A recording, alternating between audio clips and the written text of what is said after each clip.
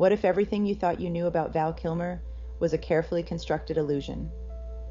For decades, we've been told a simple story, that Val Kilmer, one of Hollywood's brightest stars, stepped away from the spotlight due to a devastating illness. A sad, tragic, but understandable tale. But guess what? That version of events might be a cover-up. Because behind the cameras, beyond the flashing lights and glamorous premieres, lies a world governed not by talent or integrity, but by fear, silence, and unspoken rules. Rules that, if broken, come with a price. And Kilmer? He didn't just break those rules, he refused to acknowledge them. Which leads to one chilling question: was Val Kilmer really a victim of illness, or of a blacklist no one wants to admit exists? Stick with me, because what you're about to hear will change the way you see Hollywood forever.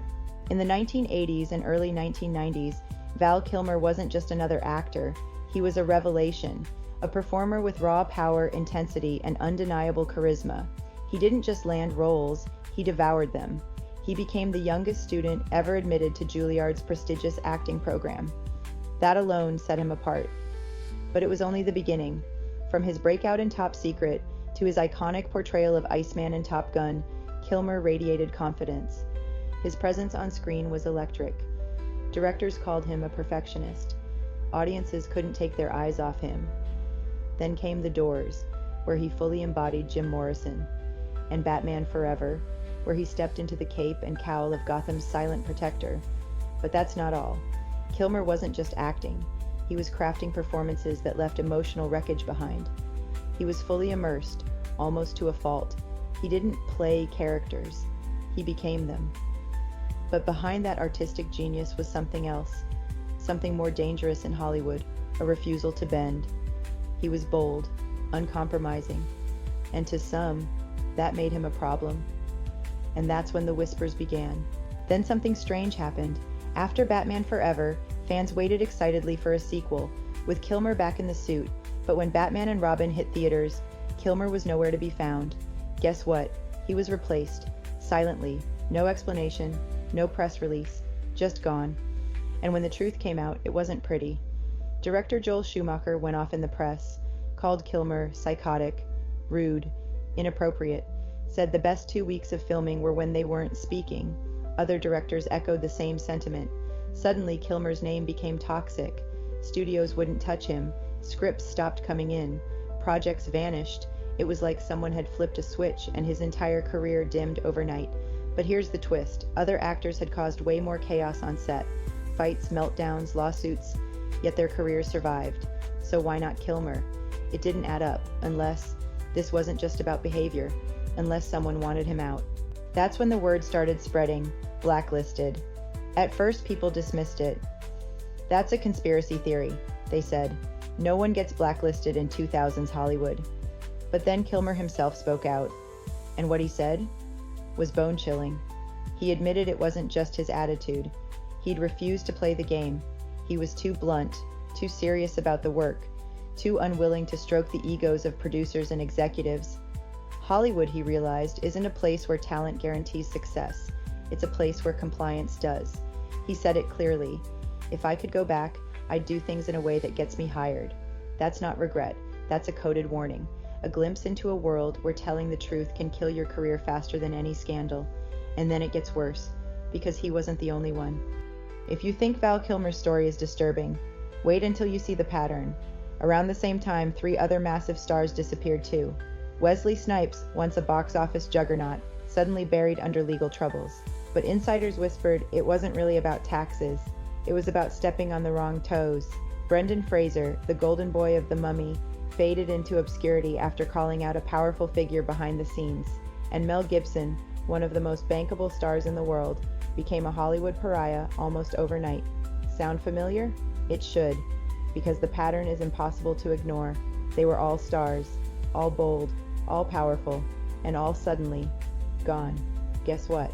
That's not coincidence. That's a warning. And Mel Gibson himself, he finally broke the silence. Mel Gibson didn't just drop a quote, he dropped a bomb. In an old interview, he described Hollywood as a place where power hides in the shadows, a creepy saloon where the moment you enter, everyone sizes you up and decides whether you belong. He said Kilmer didn't belong, not because he lacked talent, but because he saw too much. Gibson suggested that success in Hollywood isn't just about work ethic, it's about playing by invisible rules, signing spiritual contracts, metaphorically or not. And Kilmer? He refused. He asked questions, challenged decisions, said no to things most actors would accept without blinking, and just like that, he was out. What Gibson implied was terrifying. There's an inner circle, a power structure, and once you cross it, you don't just lose roles, you lose everything. That's when people stopped calling.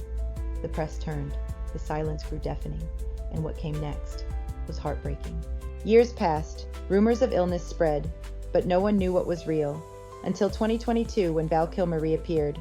It was in Top Gun, Maverick, a beautiful emotional scene, Kilmer's Iceman returning after decades. But guess what? He didn't speak. Not really. His voice had been recreated using artificial intelligence, because cancer had taken his real one. It was powerful.